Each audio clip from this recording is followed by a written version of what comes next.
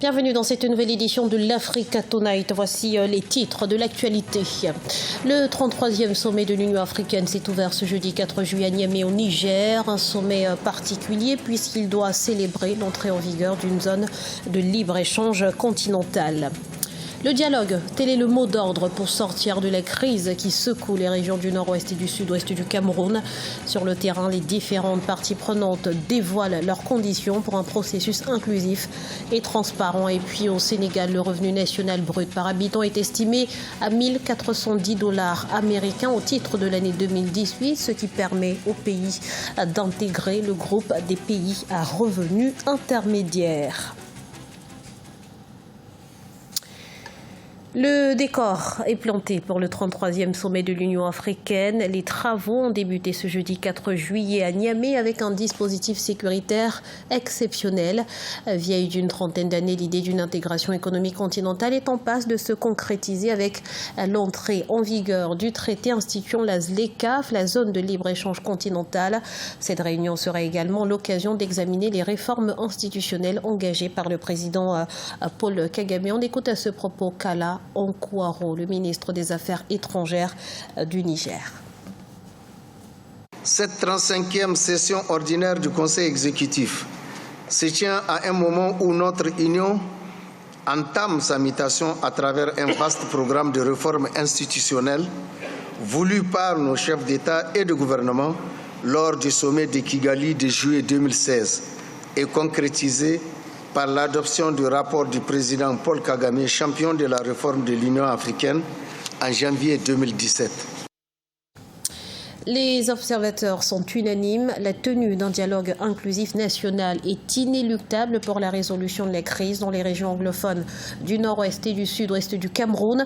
Encore faut-il définir les contours et les conditions de ce dialogue. Alors, quelles sont les propositions des uns et des autres? Corinne Kamsefehem nous apporte quelques éléments de réponse.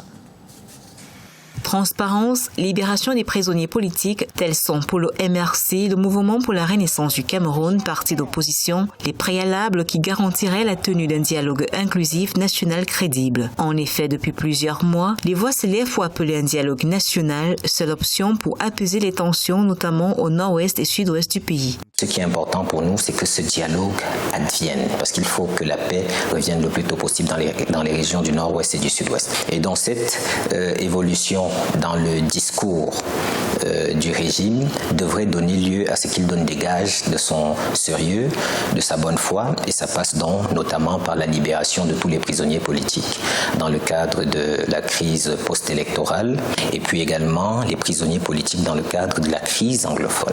La transparence doit être au cœur du processus. S'agissant du contenu du dialogue, si la forme de l'État n'est pas un sujet tabou pour le mouvement de la Renaissance du Cameroun, il n'est pas question d'envisager une séparation. La priorité pour Maurice Kamto et ses alliés a toujours été l'organisation d'un dialogue inclusif et un dialogue durant lequel toutes les questions seraient évoquées à l'exception de la sécession.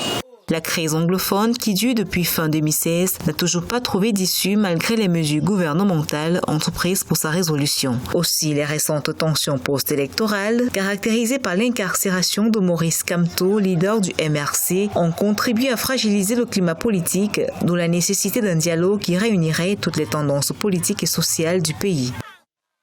La Tunisie s'inquiète des répercussions des évolutions régionales sur son sol, coincée entre une Algérie en proie à un mouvement de contestation sans précédent et une Libye plongée dans le chaos. Les autorités anticipent pour ne pas subir. Explication avec Philomène Tine.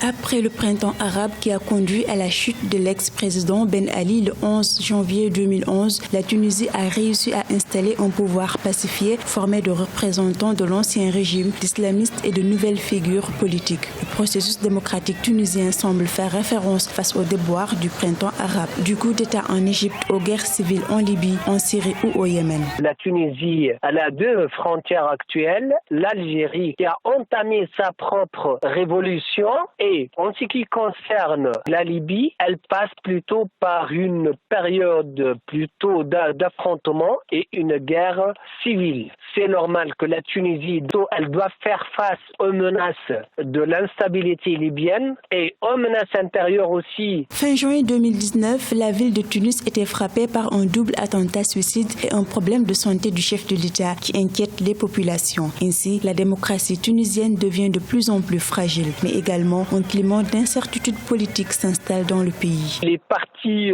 concernés par cette transition démocratique et qui participent activement à la mise en place d'une manière solide et constante se sont mis d'accord tout d'abord pour continuer ensemble et faire face aux menaces terroristes d'une part et faire face aussi des défis internationaux et régionaux. La Tunisie se retrouve au centre de nouvelles influences géopolitiques. Vu son positionnement géographique, le pays a accru sa coopération militaire avec les États-Unis et l'Union européenne.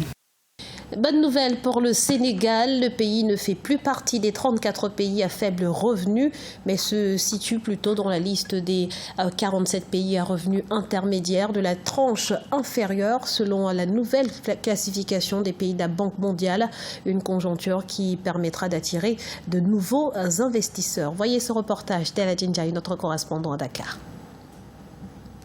Le Sénégal intègre le groupe des pays à revenus intermédiaires selon un rapport de la Banque mondiale rendu public le 1er juillet 2019. Le pays était classé auparavant parmi les pays à faible revenu. Ce changement s'explique par la croissance récente de l'année de base des comptes nationaux pour le calcul de son produit intérieur brut qui a été publié en 2018.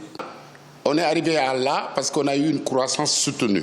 On est parti de 1,7% en 2012 et la croissance qui est continue et soutenue, nous projetons 7%, voire 9,1% entre 2020 et 2022. Ce qui nous classe évidemment avec un déficit budgétaire maîtrisé de 3%. Cette situation place le Sénégal parmi les pays ayant un revenu national brut par tête compris entre 1 026 $ américains et 3 995 $ américains. Selon le ministère de l'économie, du plan et de la coopération, le revenu national brut par habitant du Sénégal est estimé selon le rapport à 1 410 $ américains au titre de l'année 2018.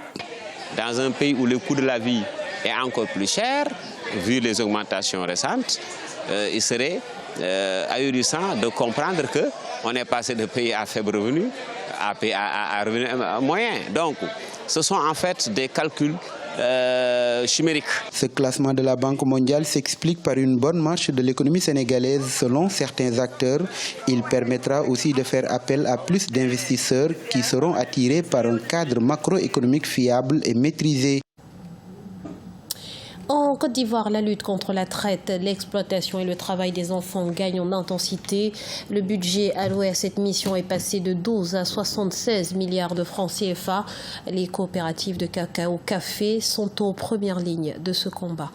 Explication dans ce reportage d'Olivier Conan, notre correspondant en Côte d'Ivoire.